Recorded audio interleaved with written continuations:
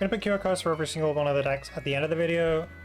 Last time I tried putting deck codes, didn't really work, so... First of all, I think Roach is probably the second best deck still. Not best anymore. I think it's gonna go to artifacts, but it's beside the point right now. Forest has a little bit of an issue in this meta in that it can't beat everything. It can either beat aggressive decks by playing Ambush from above, or slower decks by playing Titania for additional value. It's still going to have like very good matchup spread, but whether you want to be favored into like aggressive into sword, or if you want to be favored into portal, will change up which variant of the list you will play. Next we have this like control forest I built. It's bad. Dwarven mana is actually like kind of decent. Combo 3, clear the board. It's alright. Nigma's fine. She's a pretty decent card, but she has to super evolve. We've got Amortize to scam out people early sometimes. Ambush from above for the removal. Still gotta draw late game. It's a bad deck. Don't play it. But if you really want to play the control forest, there's a list there. I just wanted a second forest list. In fact, this probably goes in unplayable. Next up is aggressive variants of sword. This honestly may not. I think I'm going to put it at the top or the bottom of tier 2. It gains Odin, and that's quite a bit, but other decks are gaining a little bit more than aggro sword, especially like defensively. Certain decks are gaining more. Specifically, Ambush from above is going to be pretty painful, to the point where maybe you don't run Squirrel anymore. You're still playing your regular role, just play your goods cards early. High roll Zirconia, Magus is like potentially decent. If you have Kagemitsu, you start super evolving Kagemitsu face, which is especially good with Odin. You can clear a guy and hit for 9 on 7 pretty reasonably. Maybe you run 3 Odin. Odin seems really fucking good in this deck. Overall, Odin significantly improves this deck, and like Rose is okay. She might just be worse than Dog. But I think on 5 she's slightly better than Dog, so that's the only reason I'm playing her. I like removing a random crappy 2-drop from my deck, but she might just be worse than Dog overall. Next up is Midsword, which is just Urias the deck. I would put a pile of random guys and Urias in like playable. But we have a pile of good cards in Urias. So the deck's pretty good. It doesn't do anything like too degenerate outside of Urias. 2 Amalia might be bad. Probably want 3 Amalia, but I don't really see a spot. Maybe the Sound of War. Still got your Zirconia high roll. Still got Albert pretending to do face damage. Overall, I think that is going to be very good, but doesn't break into tier 1. Spell Boost is the exact same deck, except maybe you run Dark Side. It's slightly worse into the aggressive decks. It's the same into everything else. I think losing like 5 to 10% in bad matchups, whatever, you're still going to be very good. It's only 2 matchups, and the decks aren't guaranteed to be playing that way. You can run Lay or the 1 cost. Witches Brew. You can run like slightly less destroyers for less high roll, but deck's gonna be fine. Next is Duh, which I think is gonna be playable, like tier 3. Lillian is still pretty good in terms of like value. She's very slow. She's slower than Lapis, but she cannot be removed from the game. 2, a 5/5 every turn that kills something is decent. The Super Evolve allows her to immediately do something. So on the turn you play her, she is faster than Lapis. And that's big. You still get your Kuon for win condition. You've got a bunch of healing potential in Norman and Sage Light, so you are unlikely to die too quickly. Then you can start developing really obnoxious wards in the late game for like Roach. As long as you can heal out of range and get to the late game, you can probably beat Roach, grind them out, run them out of removal, keep healing, hope they don't have an OTK. The deck is going to be fine. Next up is Face Dragon, which gains Pyrite, Wormblade, and Odin as main gains. Also, Darkside is pretty good on like random early game things. If you're a fan of Otahime, click your blade, Darkside it, and you've got 7 damage there. 2 of which was just cards in play. This card is insane with fan of Otahime. Constant 4 cost deal 3 is absurd. Face Dragon gets significantly better. It also loses less to like late wards. One of the ways you would win as spell boost is to build up a board with multiple wards on like turn 7, declimb, heal, and then just explode them. Or heal slightly earlier if you don't have a declimb. Build up multiple wards. Odin's going to make that so much less likely to be a winning play. Overall, I think significant gain for Aggro Dragon. The mid-range list I think is going to be much worse in this meta. It'll be fine, but it doesn't really have a reason to be played. Yeah, you get to go into your late game slightly earlier, but you don't need to because of the Pure Worm and Fan of Otahime giving you very consistent mid game.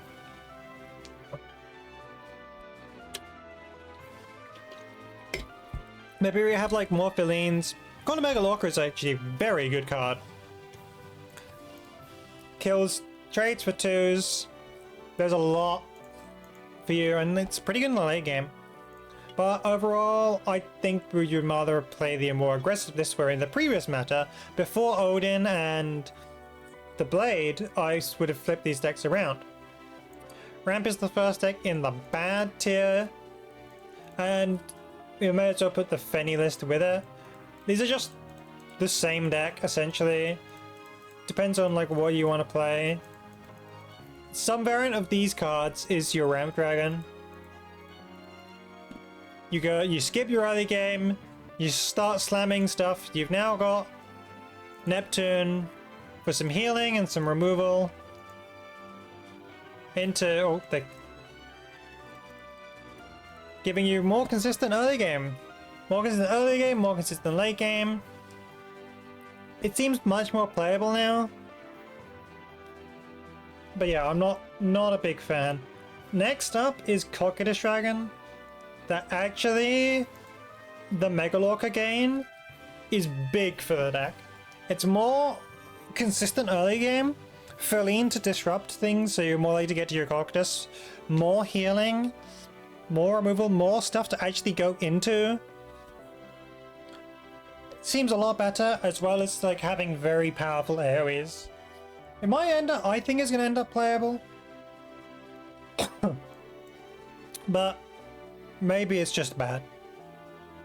Next up is Excella Aggro Blood. This is probably just okay. You've got the 1-drops, which has anti-synergy with Cerberus, but whatever. You probably want to Super Evolve before you play Cerberus.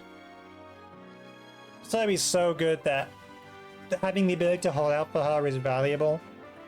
Super Evolving Ghosts with like playing alongside Excella or playing around alongside Olivia is very good. 1-drops are powerful going first, even though the bat is kind of bad.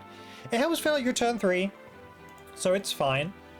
You got your Mummy, you got your High Roll 2-drop, you've got your Apollo and your Gravi for swinging boards, and a bit more burn with Excella.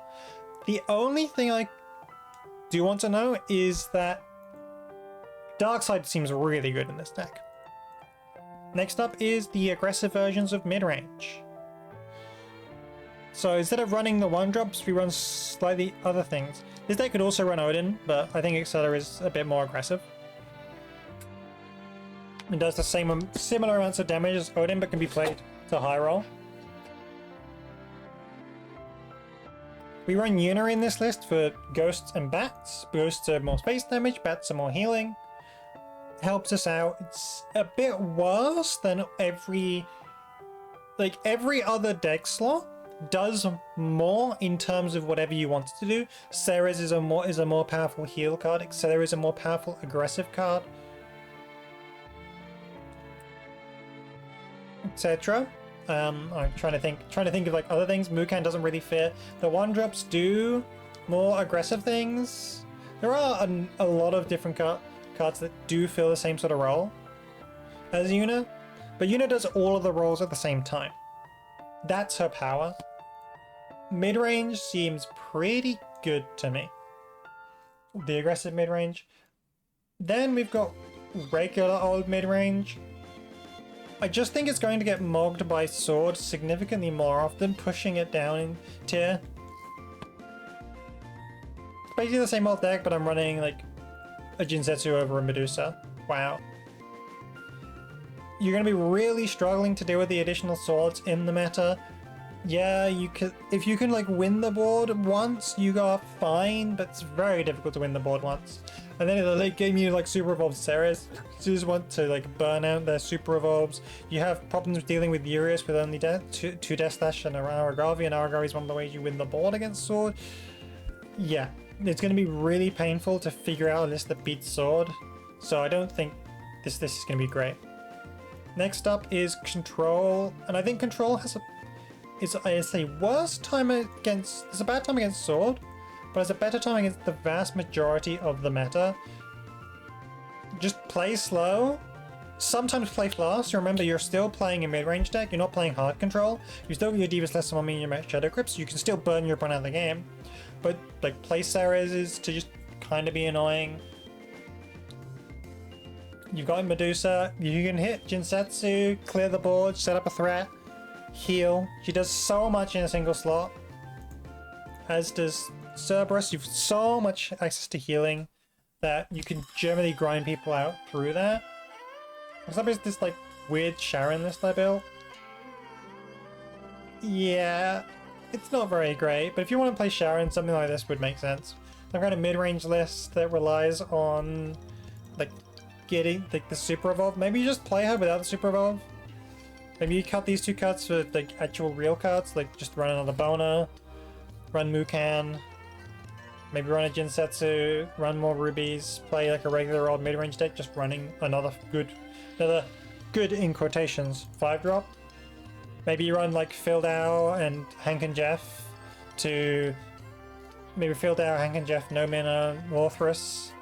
It's like try and make the two more consistent. You want to summon ones off of like Bona and other things like that, so this is probably not an optimal list, but it does allow you to play Sharon and be fun. Next up is Wardhaven. I don't see Wardhaven being very good, especially only running like Wilbur and Aether. Yeah, you can cheese players out. Lapis is cheese, Aether is cheese. This list isn't running Darkhaven plus Menu, so there's less cheese in this list. So maybe you just run Menu to cheese out Rune players still. It's a bad control deck, bad mid-range deck. Doesn't have the aggro line. It just has like certain matchups where you can cheese the shit out of the opponent. It's bad. Renvero lists the same deck, but you run slightly more filtering, so your late game is more consistently powerful. That sounds pretty good. I don't think this is a good list. We are running Menu cheese, we are running more stuff. I think this list will end up in a better spot where you just kind of have lots and lots of options of different things that can go well into clean out all that crappy early game from the deck and just play late game constantly every single turn. Bomb, bomb, bomb, bomb, bomb. Which seems alright. For optimized list, seems like it might just be okay. I think that's gonna be fine. Next up is literally just Last Set's Haven. Garbage. I don't think that the old Haven lists really run anything from the new set. If you want birds and bits and pieces, The new cards don't really do anything for you. Second to last is Artifact. Artifact gains a fucking insane combo. Turn 4, more, summon more cunts. Oh my god, this is going to be so annoying to deal with. Not having space for Doomray is a problem. It is minus burn, but you've got so much more high roll, and Doomray was kind of a mediocre card. 5 cost steal 6 face is fine. Clearing the board is fine. Overall, I think this card is going to do enough, especially with Carnelia added to it. Still the same deck, still grinder, burn, heal, draw, lots of gas overall. It's going to struggle into exactly control Abyss, and might have some problems with like Haven. But it's just got so many potential permutations of its different turns. It's going to be good. And the new cards are crazy. Karlua, what the fuck is this? It's Alouette's Evolve for +1. You don't have to do anything with it. It's so stupid. It also cheeses the shit out of the opponent if they leave it up, so it have to kill both. They have one bad turn. Just GG easy. Into Orcus, into Realmia. Really obnoxious. Last and certainly not least is Puppet Portal. Puppet Portal did gain a couple nice cards. Odin's pretty nice for nodding in more burn. Zwei is very good for like dealing with other turn 5 plays. And Handkerchief over is a surprisingly decent card. It's still just a decent control deck. It's kind of reliant on its evolves, so it can't really afford a lot of cards it would like. Whenever it starts like evolving Sylvia, it loses win rate. But having things is fine. Overall, I do think the meta actually ends up worse just because of fucking Midsword. It's so annoying to deal with Urias. Unless your deck has an inbuilt counter to it, your opponent's going to play Urias and you're just going to be like, well, they may as well fucking uninstall then, right? AIDS. Pure and total AIDS. Haven is now in the meta.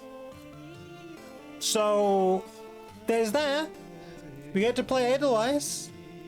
That's cool, I guess. Dragon has like is more playability. Abyss maintains like billion different useful cards, meaning you don't know your opponent's exact list like ever.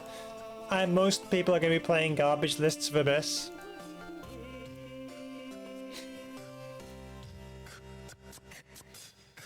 The additional cards in Artifact are going to make it high rolled so much more obnoxious. If they go like turn 4, they're like Coin Puppeteer into turn 2 the like any like turn 2 Carnelia, turn 3 Miriam, turn 4 Artifact Catapult. Carnelia, Evolve, Carnelia, Alouette, Karlua. Oh my god, this is going to be so annoying. The high rolls in this meta are going to be so much more annoying. Roach still has like its stupid high rolls, but other decks gained more than Forest. I do think the gap between Forest isn't quite as big. And there is one deck that I think is going to be better than Forest. I think Artifact is just going to be like very strong. The gap between these two and this one is pretty decent, and the gap between this and this lot is pretty big as well. There is some chance I'm just wrong and Roach is still best, but I'm gonna be brave and say Artifact's gonna be best.